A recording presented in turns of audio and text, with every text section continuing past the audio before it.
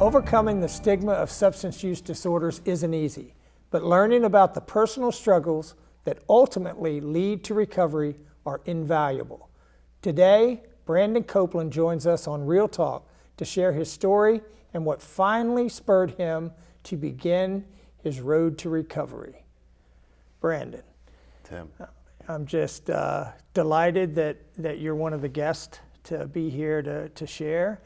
Obviously, we have a, maybe not obvious to the viewer, but we have a personal connection. I'm in recovery myself, we're friends in recovery, so I'm really glad that you're open and willing to come out and share a little bit of your story. And what we're going to talk about today is more of the kind of the not so good part of the story, you know, the part where it's at the end, and what were the things that happened to help kind of launch you into recovery. So I'm just going to ask you, what was the end like? What were your experience in the substance use, and it just gets off the hook bad?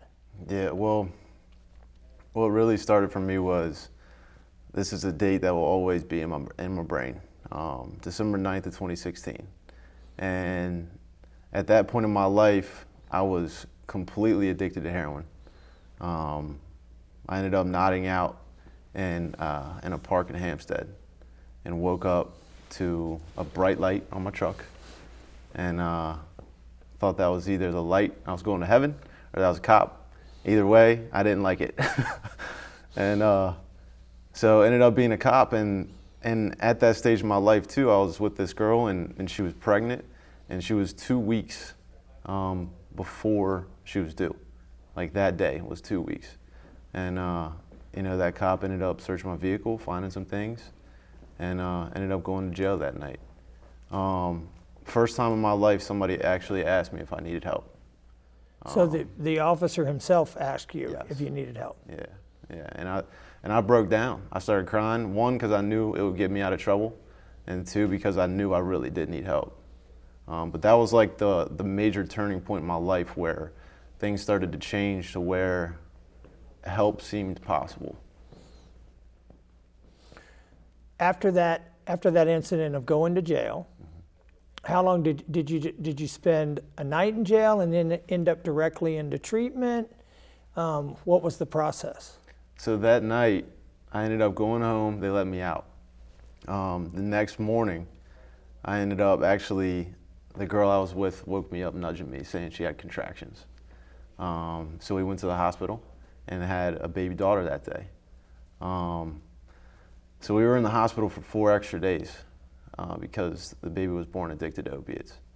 And that was one of the most heart-wrenching things I've ever had to go through.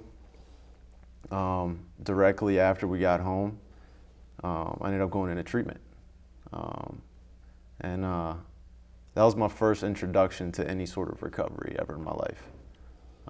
And I was doing okay after that, 4 or 5 months. I was doing okay, but ended up going back out because I didn't seek help like after all that. I thought I had it, I thought I could do this on my own, and I absolutely could not. Yeah. I think so many people think, especially outside looking in to someone with addiction issues, substance use disorder, they think if someone goes to treatment, that fixes everything. Mm-hmm. And as you're talking about, just going to treatment and getting the drugs out of you, there's so much more to it. Mm-hmm.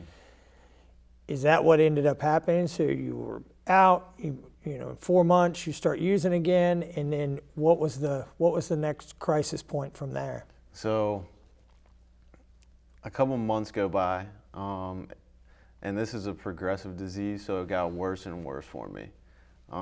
First, it was just back smoking weed again, and then it just got worse and worse. I ended up ODing twice in 1 week. So when you overdosed, was it revived by Narcan? No. Yep. No, it was the first time I just miraculously woke up. Yeah. I ended up I was just talking to somebody out there, I was deaf for 2 hours after I woke up from that. Couldn't hear. Couldn't hear at all. And then a couple days later, I was with a girl, and she revived me in a very unorthodox way, but I was blue in the face.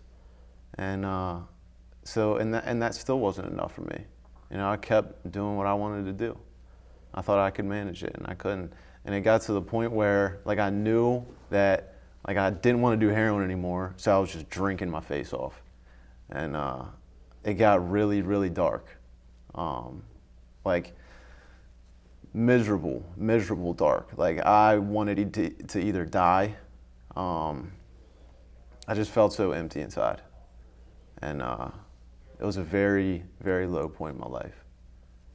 Absolutely. I think a lot of people that suffer from this disease get to that point where it's almost, people can feel like they just can't come out of it, so it'd almost be worth not, you know, exactly how you're feeling. People feel like they would rather not be here than go through what they're going to go through. So ultimately, after that, I know, because I know your story, and I know that there's, you know, a happy ending at the end of this. What was the final straw, the final thing that happened that got you to walk in to a place, engage in a recovery process that's kind of kept you where you are now? And what was kind of the series of events that led up to that? So, a lot of people say the gift of desperation. And I got to that point to where, like, I knew in my gut, like, I needed to do something different or I was going to die. Absolutely, no doubt in my mind. Now, what got me, I believe, to that point was we had a family event coming up. And so my sobriety date is July 1st, and we had a family event for July 4th. And I knew that I could not look my family in the face one more time. To just see that look of just disappointment and disgust and, like, shame and guilt. And I couldn't deal with that one more time. I already put them through so much, and I didn't want to do that anymore. But that feeling in my gut is what really prompted me to do something about it. Because I knew, like, I already died twice, third time's a charm. Like, if I go back out one more time, there ain't no coming back. So what did you end up doing? Did you end up going into treatment, or did you walk back into a 12-step meeting? Did you call people that were that you already knew had been down that path? Yeah, by that point I was going to meetings. I had a sponsor, and I called him. I was like, I got to do something different. And you know, we started working the steps. Yeah. And that's what really changed, man. And it's been a great journey ever since. Yeah. You know, ups and downs for sure, but I would not trade this life for anything today. Yeah. It's good to hear that, because even after those attempts at treatment, you kind of put together a little bit of time, so to speak. Mm-hmm. And then it's good for people to hear that you didn't have to end up back in a car with a police officer with a light over the top of you after an overdose. Mm-hmm. That you were able to say something needs to change and move forward. Mm-hmm. And that's a good way to it's a good way to be. You know, everybody doesn't have to end up back in the hospital and jail. Correct. Brandon, I really appreciate you being open. You're always honest and forthright about everything you talk about in recovery, and I'm glad that you've opened up to be able to do this for us. Thanks for being with us. Thank you, Tom. Stories of addiction are often presented by shadowed, faceless segments on the news. But as we have heard today, there's a deeper story, one that not only educates, but hopefully inspires us to take action.